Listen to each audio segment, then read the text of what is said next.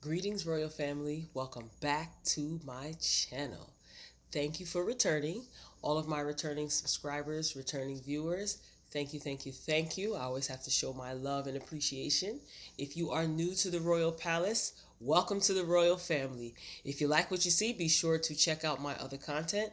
And if you want to continue to get notifications of my videos and my commentary, click the subscribe button. Now that that's out the way, the Real Housewives of Atlanta reunion has premiered.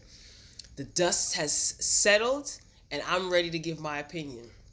I took notes, so if you see me looking off down here, it's because I did take notes. I took notes for y'all because I wanted to dig into this and just get into every nook and cranny. All right, so you ready? Let's go. All right, so season 11, Real Housewives of Atlanta reunion. The ladies meet up and they are pretty much ready. The episode opens with Andy visiting the girls behind the scenes in hair and makeup. And the first thing that we see is Candy speaking to Andy. And she just basically says, can I have a moment? I want to have a moment. So she pleads her case to Andy, letting him know, I just want it to be known that I had nothing to do with the whole Kenya. She did not know Kenya was coming. Candy, girl, you're not on the witness stand. Why are you giving your testimony? I thought that was very interesting. And why would you have to tell that to Andy, who is the creator or producer of the show? Why would you have to explain that to him? Seems to me that you're kind of like subtly hinting, like, don't go too much into that. Remember, this is a 3-part reunion. We're only on part 1. It was a slow start, but it's good. It built up good momentum, and I'm looking forward to part 2 and definitely part 3. All right, so moving along from Candy, he goes. You see Nene talking to Marlo on the phone while she's in hair and makeup, and Nene is saying to Marlo, what is she saying to her? She's basically saying to her, that they plotted against me and they formed an alliance. Marlo is on the phone being a ride or die partner in crime, saying that she didn't know that Candy was such a liar. And, Nene said, I told you, girl. And she says, yes, I'm definitely going to have to listen to you from now on. So, they were back and forth on the phone. Andy goes into Cynthia's little dressing area and he talks to her. And, of course, Cynthia with the crocodile tears, oh, it's so hard. It's so hard. What's so hard, Cynthia? You've been on the internet acting as though, Nene is extremely disposable, acting as though you're tired of her. I'll dig into Cynthia versus Nene a little bit later on. Moving along, we got to talk about the fashions, I'm a girly girl, to some degree. I like, dress and makeup and hair and glitz and glam. So let's talk about the fashions. First up on the docket is Miss Eva top model Marcel. All right, excuse me. Here's the thing with Eva's look. Very editorial. Very editorial, very, Vogue, very shishi foo-foo, very haute couture. Am I saying it right? Haute couture. I thought that the construction of the dress was very beautiful. I love intricate designs, something going against the grain, not playing it safe, so to speak. And Eva's the top model, so she knows this game. She knows the business. The color I thought was beautiful. I thought the whole color scheme with all the ladies was beautiful and cute, kind of uniform in a sense. But for the reunion though, Eva, I thought it was, I'm a Jersey girl, so there's no such thing as overdress. Okay. But I didn't like the heels. The color of her gold heels was perfect to go with with that light green. But the chunky fat heel, not personally not a fan. But I thought that she did, real high editorial. She gave us fashion, whether it was ruffly, as Shamari said she looked like a tree, whether it was too ruffly, fine. But the construction of the dress I thought was beautiful. She handled the dress very well, because you have to have a certain kind of confidence and a certain personality to handle all that garment. You know what I'm saying? And she did pull it off. The hair was cute. Of course, you want to have a short hair. You don't want to have something down with curls. You don't even want to have like a pin-up messy bun, like Portia did with such a dramatic dress like that. Okay? Joan Rivers taught me a thing or two. All right, so moving along, who's next? I think I started with the petty couch. So Eva, we moving on to Cynthia. Cynthia, like I said, pardon me if I'm looking down. I have my notes here on my iPad, perched up, out of the way, out of the frame, so I can give you content. I'm trying, okay? I'm doing it for you guys. Next on the list is Miss Cynthia. I still look good in my 50s, Bailey. Cynthia always, I don't want to say she plays it safe, but she did. She's a model too, so she understands the whole model game. She gets it. I think what she had on was extremely age appropriate. The gold, I love, love, love, love gold. Gold and pink. I love gold and pink. But anyway, she had on gold, and she looked very elegant, simple but elegant. I'm a firm believer, sometimes in certain situations, less is more. So Cynthia is a woman of a particular age, and I thought that her dress was extremely age appropriate. The shoe with the dress, simple, nothing overwhelming, nothing underwhelming, just right. Her hair looked great. I thought that her makeup was really nice and clean and simple, not dramatic. She's been at a couple of reunions. She's not new to this. She's true to this. So Cynthia got it right in my book. Cynthia definitely got it right. Who's next on the list? Portia. Portia gave us pregnant pageant princess. It wasn't bad, but it didn't move me. It didn't move me to ooh ah. She looked pretty. Her makeup was nice. Her messy bun was cute for the dress. Of course, she's pregnant. I thought that I would have seen her, in color, but black is all right. If you do it right, black is perfectly fine. So she's okay. She looked nice. I like the drama at the end of her dress. She definitely had a dramatic train, which I thought was cute. I'm a stickler for drama, especially when it comes to garments. So she did good. She looked very pretty. She looked very youthful. She looked very happy. She looked very just bubbly, her bubbly personality. So yeah, Portia, you did good. You definitely did good. Who's next on the list? Going over to the other couch, Miss Shamari. I need to see them shoulders bouncing. Shamari DeVoe. I think that she did it right. To me, she got it right. This is her first reunion. The hair could have given me more. However, she did a good job with just the sleek, straight hair. The dress, the color was beautiful. The hunter green was beautiful. Her body was made for that dress. Eva did throw a little bit of shade and said that she thought that Shamari's dress was a little bit too long for her.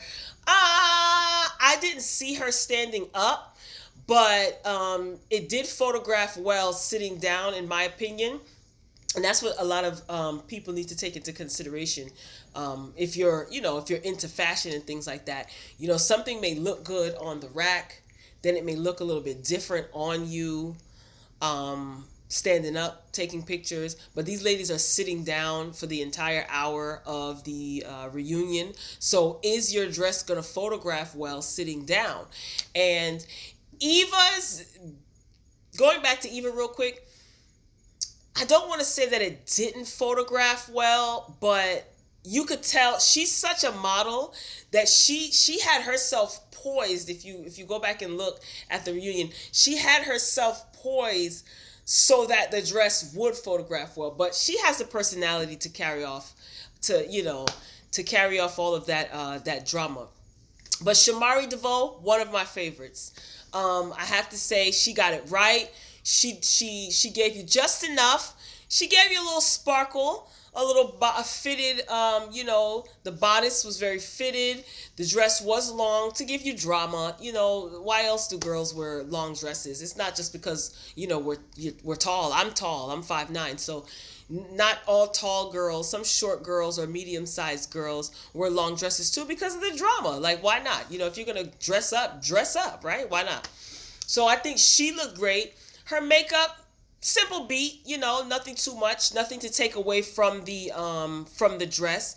I just think that the color and the construction of that dress on her, good job, shoulder bounce. Good job. Who's next? Candy. Candy Burris Tucker. I've been watching Housewives of Atlanta since the beginning. And when Candy came on, and at every single reunion, I'm not judging, I'm just talking about the outfits. Candy, in my opinion, you have never gotten it right, girl. Who is dressing you, Don Juan? Oh my goodness. She didn't look horrible, but I did not like the dress. It was the similar color as Cynthia. She had on gold as well. Like I said, they carried out a uniform color scheme for some of the girls. That ponytail, no. I didn't like it. Not with that dress. I just thought that Candy could have possibly wore her hair maybe slicked back off of her face so we could see her face. The choppy bangs. Girl, the dress, the construction of the dress, not for her. I thought, no, I was underwhelmed. And yeah, that's about it with Candy. All right. Moving on to my girl, Mother. Listen, I'm not jumping on the bandwagon of bashing Nene. Everybody is bashing Nene. I'm not jumping on the bandwagon. I'm going to stick to my guns, and I'm going to basically give my opinion. Mother Lanithia, I Get Money Leaks, Mrs. Leaks, if you're nasty, looked like money. Classic black dress. One sleeve, giving us shoulder and arm, giving us slit. There was a little bit of zhuzh at the bottom of the dress. There was a little more zhuzh at the top of the dress. Her shoes were bad. I wish I had pictures to insert, but you can Google it. It's going to be all over the internet if you didn't watch the reunion. Nene's shoes were tough, okay? And I only use that word when necessary. That means that her shoes were beyond hot. They were tough. And I don't know if they were really Rolexes on her shoes, but if they were, 10s across the board. And here's why I'm saying that. Less is more sometimes. And depending on your personality and age, I'm going to keep it real. As a young woman, your age and your personality, you do kind of, and the occasion, you do kind of have to dress the part, so to speak. I thought Nene was extremely age appropriate, just like Cynthia. I thought that the classic black, to me, black is just classic. You can't really screw it up, but you have to have a certain sophistication and grace to pull off the simplicity and the elegance of a black gown. And Nene, hands down, Nene was my best dressed. Shamari was my second best dressed. And after that, it's, the other ladies. So I think that Nene really, really, really nailed it. I think that her hair was perfect, a little bit off the face. We've seen that wig throughout the season. I thought that her makeup was flawless and clean, just like similar to Cynthia. So these women of a particular age, they know this. They're not new to this. So Nene has been since season one. So she's, she's no stranger to this. But I really thought that her dress was extremely elegant, clean, classy, simple. Less is more. This is what money looks like. That's what she was giving me. So that wraps up the fashion part of this review. Now let's move on to the nonsense. All right. So in true Andy form, Andy is an instigator slash host, whatever. I guess that's his job to keep us entertained. So be it. So Andy starts with his foolishness. He starts let's see my notes here. I'm sorry, I'm looking off camera. Like I said, he starts off basically by asking Portia about her baby shower. He asked about her baby shower. I guess Portia had an Instagram live where she opened up her gifts on IG. So Andy asked her, "Hey, who came to your baby shower? Who came to your baby shower? Did Nene come to your baby? Did everybody come to your baby shower?" Andy, that was such a setup. We know what you were getting at. So, she said that, Candy didn't come, or, this one came, this one didn't come. And he asked about the gifts. She said, Candy sent the gift, so-and-so sent the gift. Nene, I could tell Portia, I didn't think that she was trying to be funny. She might have been, but it came across as her. Nene, no, she was trying to be funny. Who am I fooling? She was trying to be funny because they all have beef with Nene, so they're coming ready to try to take her down. Nene, Portia says, "Nene, I didn't get your gift unless I missed it." This had me like cracking up from the beginning. Like Nene set it off. Nene said, "No, I didn't send one." Let me tell you why I feel her on that. Because one thing that Nene is not is phony. I can always respect someone who is not phony. I'm not going to sing to your tune. I'm not going to dance to your tune either, to your song either. What you see is what you get. So if you're phony to me, this is Nene's idea. Like she said, I give you what you give me. So Nene said, "No, I didn't send one." And, Andy proceeded to ask her, why wasn't she at the baby shower or the gender reveal? She stated that she was in Canada filming for a TV show. And, she has no reason to lie. And then they flash to where Nene was on Watch What Happens Live, and Andy basically tried to insinuate that she was at Floyd Mayweather's house or party, or insinuate that she wasn't in Canada, and she got him together really quickly. "Yes, I was in Canada." She said, "I have no reason to lie about that." Here's the thing, right? I want to pause and go off script for a second. Everybody is making these faces when Nene is saying what she's saying in the beginning, and Andy is acting, taking it back. He's so phony.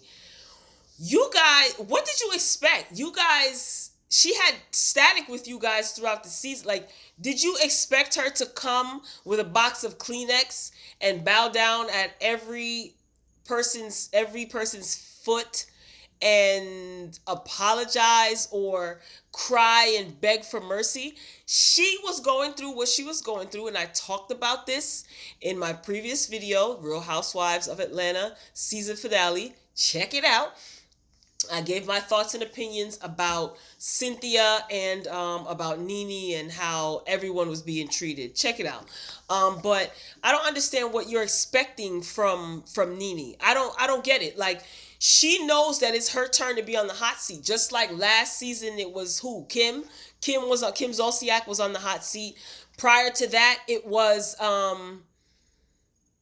it Portia? It was Portia and Phaedra, or was it? Yeah, it was Portia and Phaedra on the hot seat. So what are you expecting? Like, you expecting Nene to come and kiss everyone's foot? And no, she's on the defense. Like she said behind the stage when Andy approached her, "Bring it, I'm ready." And apparently, so far, she's ready. So they go into discussing things about the season. Gonna try to speed this up. I don't want to make this long because I feel this was they always do this. They tease us, you know, at the first reunion. If there's a 3-part reunion, they'll tease us with the first reunion. They'll give us just a little bit. The second reunion is when it gets cracking, and then the third reunion at the beginning of the show, it's like, ooh, exciting, and then it drifts off. So I already know what to expect. They talked about Eva with the comment about the black comment. I thought that was blown way out of proportion. I got what Eva was trying to say, black and not with a Q.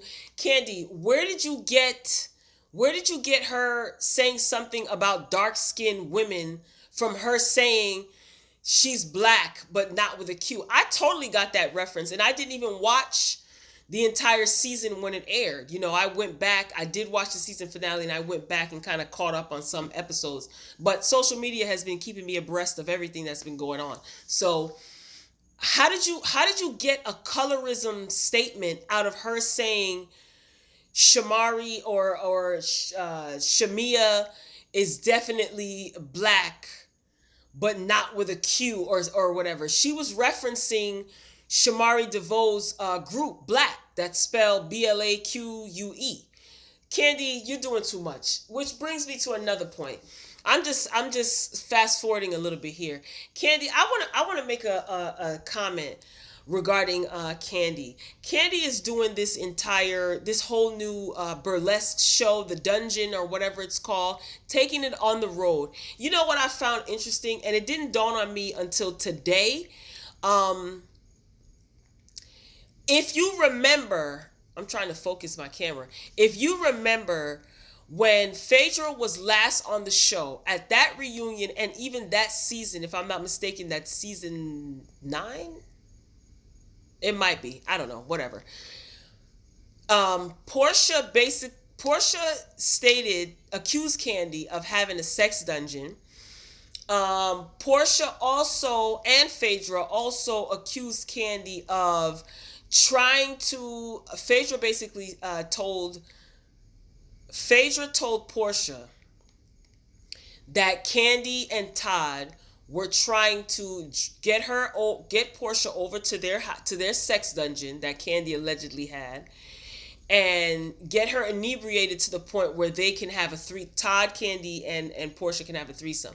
So this whole sex dungeon, and alleged attempted rape allegation was all the outrage of that particular season. Rightfully so. Candy made good points. I'm a businesswoman. You're going to taint my image. I don't have a sex dungeon. That's foolishness, yada, yada. And then Phaedra was fired from the show. She was asked not to come back. I think a producer behind the scenes was asked to basically resign or leave as well. So people got let go because of this. Rightfully so, if these allegations were outlandish, and it could have harmed her reputation. Fast forward now, you have a burlesque show called The Dungeon or Candy's Dungeon or whatever. I don't know. That made me a little uncomfortable. Maybe I'm overreacting, and I understand turning tragedy to triumph. I get all of that. Like she said, once she processes and gets over things, she finds a way to turn it into a business deal. But that was heavy. Like, that basically got Phaedra kicked off the show. Portia almost didn't come back, to my knowledge. It ripped their friendship apart, Candy and Portia, to the point where now they're just becoming cordial. And now you're making light of it. Even Andy, you guys are making light of it.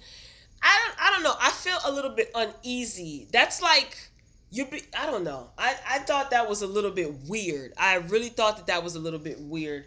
But whatever. If I'm overreacting, tell me. If you understand what I'm trying to say, let me know too. So we talked about Eva. We talked a little bit about Candy. Eva went back and forth with Candy. Yada yada yada. Let's see. And now for the main event. Cynthia versus Nene. Like I said, I talked about this in my season finale, Housewives of Atlanta review. Okay, so when they started going back and forth, I guess, showcasing Cynthia and Nene's relationship.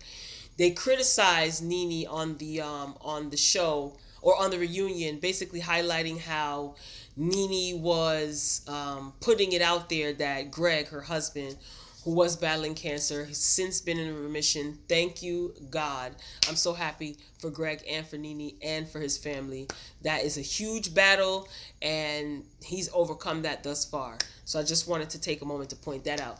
So they talked about how Nene uh, basically called Greg mean.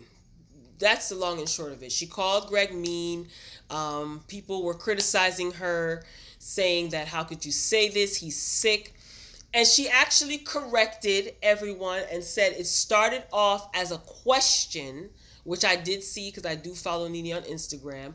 She asked the question: is it normal for a loved one to be mean when they're going through terminal illness or when they're sick like this? To which a lot of people responded to her, and a lot of people told her, yes, Nene, it is normal.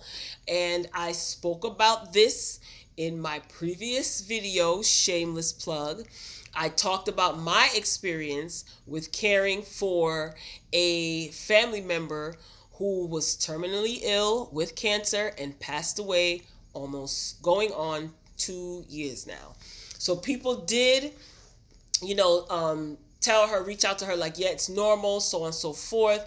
And Candy basically said she doesn't understand why Nene is putting this out there. Quite frankly, it's none of our business. So Candy, if it's none of your business, why are you commenting on it? Why do you have an opinion? Whatever. Candy, there's something about her. And we're the same sign. So maybe, I don't know if that makes a difference, but something about her that really, as a businesswoman, I totally respect her hustle. Totally. But how she's depicted on the show or the character that she chooses to play, because let's keep it real. A lot of this may not be scripted, but it's scripted to some degree. Anyway, so they address, Nene's post about her close friend. Nene posted, something about a close friend not being pretty, not being kind. So a lot of people assumed that she was referring to Cynthia. And Nene said that it wasn't Cynthia. Do I think that it was Cynthia? Yeah, I do. I'm keeping it real. I'm Team Nene, but I'm keeping it real. I could be totally wrong, but I thought it was about Cynthia. And Nene proceeds to tell Cynthia, Cynthia made a statement, as my friend. Nene says, oh, we are friends. You see, that's what I like about Nene. Like, she did not come for the phony foolishness. She came to call everybody out, just like I'm sure everybody came to call her. They came on the reunion ready to call her out. But no, Nene wasn't here for it. And I can always respect someone standing up for themselves. And, Eva did call Nene aggressive in the very beginning. What aggression? You know what I mean? Like I said, you what did you expect from her? Did you guys have been, all of you guys have been going back and forth on social media. I don't know the time lapse between the taping of the final episode of the season and the reunion. But Nene was not here for none of you guys. And rightfully so. Everybody has to get in the hot seat at some point. So at the end of the day, even with Portia, I don't understand what their beef is. Nene did throw a jab at her, which was so petty. But they're all petty, so whatever. She calls her a blimp, which I thought was so immature. I don't understand what their beef is. I guess, they both feel that they don't support each other. But Portia, sweetie, let's not forget. I mean, I know you're riding high on your high horse now because you have your happy little family. But how quickly we forget when none of these ladies wanted anything to do with you, especially Candy. Remember, Nene was the one holding you down, trying to defend you. And I tell you how quickly I don't know, how quickly we forget. Everybody's entitled to feel how they feel. So, I mean, that's all I got. Like I said, I just don't understand what everyone is expecting from Nene. Are you expecting her to sprawl out in the middle of the koi pond, which was totally annoying, by the way. The fish kept jumping out. They had a camera in the koi pond. That whole theme, the set of the stage, the set, I thought it was corny, but whatever, kudos to the people who set that up. I'm pretty sure that took a lot of hard work. But yeah, I don't understand what everybody's expecting from Nene. Like, Nene is definitely going to be on the defense, and I'm not excusing any of her offensive behavior. But what did everybody expect? Did you guys expect her to sprawl out on the ground? Oh, forgive me. I have sinned. She doesn't have, no. No, like she said, as a caretaker, a lot of them women, if not all of them, have no idea what she was going through. It doesn't mean that she has to be a jerk. But at the end of the day, I just feel like Cynthia, especially, where's the compassion? Like, whatever. I don't even want to go off onto a tangent. I did that. I went on to I had a little mini rant in the previous video about the Real Housewives. So I had my little notes here and my little iPad off to the side. We shall see. I mean, they didn't really give much. Honestly, I what they gave I expected. They just this little appetizer, little small mini little finger sandwiches appetizer just to kind of hold us over. We'll see. I have a strong feeling, mark my words, that part 2 is going to be juicy, juicy, juicy, and then it's going to fizzle out. So apparently they have a lot to unpack for it to be 3 episodes. Let me tell you what I want to see really quickly. I know this video is getting a little bit long, but I want to say this before it happens. I want to see Andy address the fact that Cynthia supposedly says, I'm supposed to act like Kenya wasn't coming. I want to see them address that, whether it be production, because I did see, or whosoever, the producers, whoever, I want that to be addressed. And I also want them to address, Candy saying, I have my mic on, I'm mic, because you guys made it, they made it their business to incorporate that into the season finale. So let's discuss that, because I did see Andy basically